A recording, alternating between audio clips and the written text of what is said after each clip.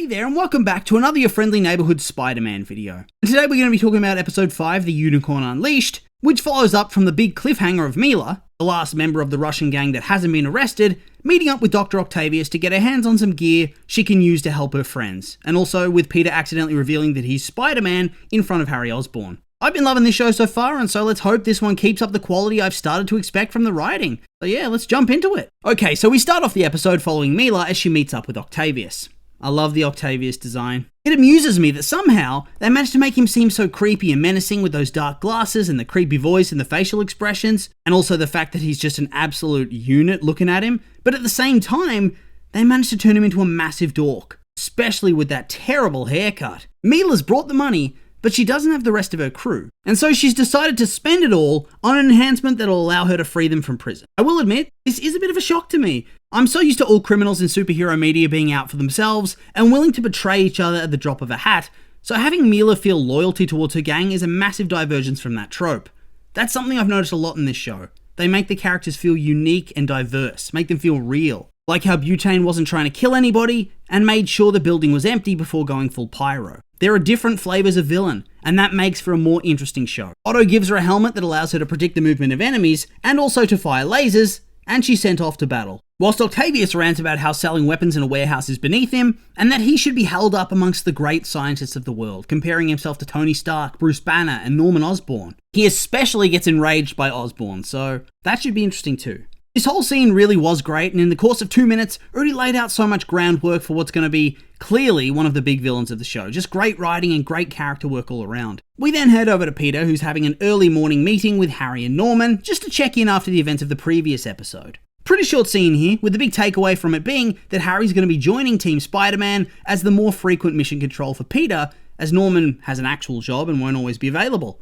This makes sense. It always felt more like the endgame to get Harry far more involved with Peter in his life, although I will admit, I hope it doesn't suddenly just remove the Norman and Peter dynamic altogether, because that's a whole lot of fun. I also noticed that Norman doesn't seem to know just how old his son is at first, so I'm thinking there's going to be some distance between father and son, although it's probably too early to call completely at the moment as to how that might impact the story going forward. We then come to a scene at Peter's school back with Nico. Been a while since we had a scene with these two, it feels like. The last couple of interactions, I remember feeling like the story was going to be building up a bit of tension within the friendship, specifically Nico starting to feel left out of Peter's life. Obviously, the dialogue frames this as her being worried that he's hanging out with big-timers like social media sensation Harry Osborn, who she follows on Instagram and likes all his posts, but only ironically, of course. But yes, it frames it as her being worried about him having no downtime and that he needs to make time for himself.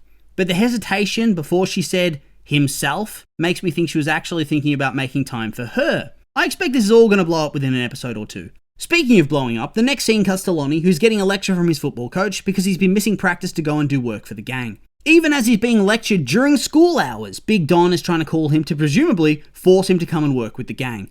Once again, it's a scene with Lonnie and I'm just feeling like shit. Dude's life is swirling the drain. When we first met him, he's such a good guy. An NFL hopeful who'd be able to make a good life for his struggling family and who's eager to please and help wherever he can. In order to help his brother, though, he's joined a gang, and now it's all slipping away. This is just going to keep getting worse and worse, isn't it? For now, it's just a concerned coach trying to set him straight, but imagine when we get to the reactions of his parents. That's going to be a rough scene for sure. Then we have him with Pearl, and it's all wholesome and cute, but how long does it last? At what point is this all going to get to him and start changing him as a person? Feels like something's going to give very, very soon indeed. Speaking of which, we continue building that friendship drama with Peter and Nico. Peter's booked 2 tickets to see some old obscure B-movie for him and Nico that evening.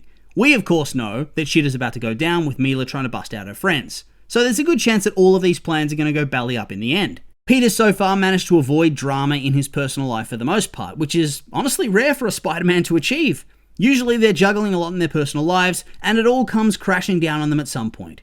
It's just a waiting game, and it's going to happen here too. On the flip side though, the waiting game for Lonnie is well and truly over. He just finished up that conversation with his coach about how he has to be committed to football and how he has to prove to the talent scouts that he is committed by showing up to training and matches, otherwise his NFL future is going to go down the toilet. Only for Big Don to finally get in contact and tell him it's all going down with the Scorpion Gang as they're on their turf and ready to make trouble. Not only that, but Don's not giving him a choice here. He has to come and fight. Some goons have already turned up to take him to the hideout.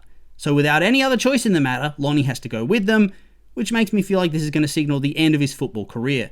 There's no way the coach doesn't kick him off the team now. Moving on, we get some Spider-Man action as we move more towards the big event of the episode, the clash between Spider-Man and Unicorn. Honestly, I'm loving the villain clashes so far. They've been against mostly minor villains as of right now, but they still manage to feel impactful and exciting. Plus, I like that Peter doesn't just stomp them. He has to earn his victories and even has to get help at times. At the same time though, I think we do see him improve from fight to fight as time goes on and he grows as a hero. I'm just loving it so far. So over the comms, he begins to develop his friendship with Harry, with them talking about Harry's struggle with being homeschooled, how the new spider suit needs some more colour as it looks very sterile at present, and that they're both Captain America fanboys and are on his side with the whole Civil War debacle. Also, Harry tries to get him into Captain America conspiracy theories. So yeah, I don't know, it's good that they're friends and Harry's showing off some personality, but once again, I feel like the show is laying down the groundwork for angst and heartbreak. In the immediate future, based on everything we've seen so far, I'm expecting jealousy from Nico in regards to them becoming closer friends, but as I keep saying in these videos,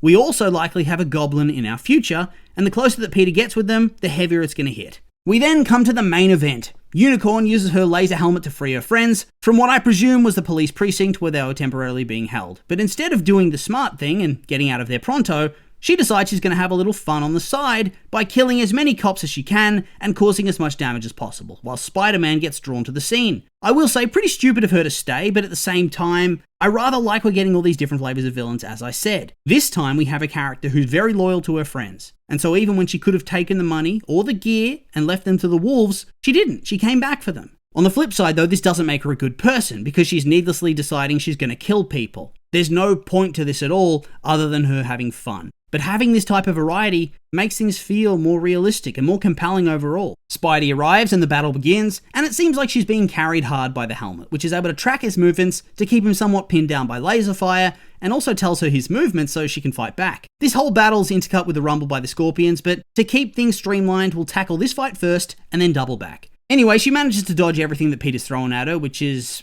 something, I guess. Harry claims that his research shows that she isn't a super or anything like that. She has no powers, and so that means it has to be the helmet, which is fine. Predictive technology or whatever, I get it. But it does stretch my belief that the helmet would make that much of a difference. Predictive tech or not, without proper powers, how could she dodge or block somebody that much stronger and that much faster?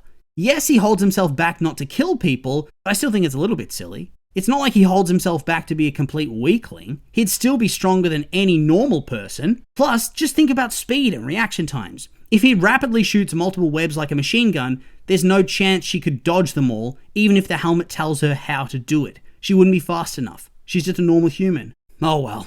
I guess these are the types of things that you just have to let go. Actually, never mind, I take it all back. She's clearly superhuman. And how do I know? Well, after she decides to try to use the classic attack civilians to distract Spider-Man thing, she unleashes on his ass, hitting him so hard that he goes flying, and that last throw is absurd. That's like the Hulk throwing somebody. So clearly she has some sort of genetic enhancements too. Regardless, she's given a chance to escape, but she refuses because that's another facet to her personality. She gets caught up in bloodlust, in that sense of competition, in wanting to win. When Rhino is your voice of reason and calling for restraint, I think you know you've gone too far. Regardless of whether she's a superhuman though, once the bystanders rightfully run away, it's pretty much over as Peter's able to easily block her attacks just like that. Couldn't do that when it was just one-on-one earlier though. She took some time to attack the civilians to begin with. It's not like she attacked the civilians right at the start. They were fighting one-on-one for a while. I'm not convinced. Whatever. In order to finish the job, she turns and powers up her attack to shoot at Rhino to get Spider-Man to jump in the way. Why he just stands there and doesn't grab her helmet with all that extra time he has? Who knows? Kind of contrived writing if we're being honest. Regardless, he takes the full hit and is at her mercy, only for Rhino to intervene on this one, because he owed Spider-Man, and also because the longer they stay, the more likely the Avengers are going to turn up, especially if they straight up kill a hero. Of course, this delay allows Spider-Man to recover and subdue Unicorn, with her and Rhino being arrested. Maybe he should have run away whilst he could, especially since she was going to risk his life anyway. Honestly, I find it rather funny that she went through all that trouble to free him, only to try to potentially kill him moments later. I suppose that's the bloodlust part of her personality coming into things, right? She got all swept up into it and couldn't stop herself. Then we come to the other battle, the Scorpions versus the 1/10th. Pretty generic trash talk and banter to start off the fight. Big Don going at it with the Scorpion. Nothing all that interesting, as the character we mostly care about here is Lonnie, and he's hiding behind Don not saying anything. Also, I'm a little bit surprised that this is being settled with a punch-up in a parking lot. I figured these types would have some sort of gunfight, attacking each other's hideouts. Guess not. Lonnie doesn't really do much in this fight overall. He dodges, and he sees the other named characters whooping significant ass, but he doesn't fight himself really. He does notice that Scorpion's approaching Dom with a knife ready to stab him to death though, and despite this guy blackmailing him into joining his gang, he still feels compelled to help him. Either he is very, very compassionate, or he's realizing that if Don is dead, then he is toast and his family's toast because these guys will kill them. So he tackles Gargan, he gets stabbed, and before anything else can happen, the cops show up. And I know Camilla says that they have no time, but surely Scorpion, who's right there, pinning Lonnie down with a knife in his hand, would have had the time to stab him again instead of giving him a one-liner of, "Oh, this isn't over." He was right there. Plot armor strikes again. I mean, I don't want him to die, but I don't think you can deny that. Hell, it's even lucky the cops came right at that moment too.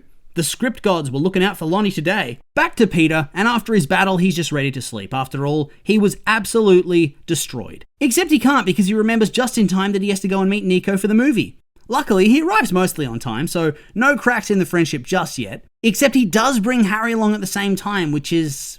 yeah, we're definitely going to be having a jealousy storyline, aren't we? She did not look happy here. I wonder if they do it next episode, or if they let it ferment a little bit more. I'm really curious to see how it all plays out. And then this final scene, I'm just very sad.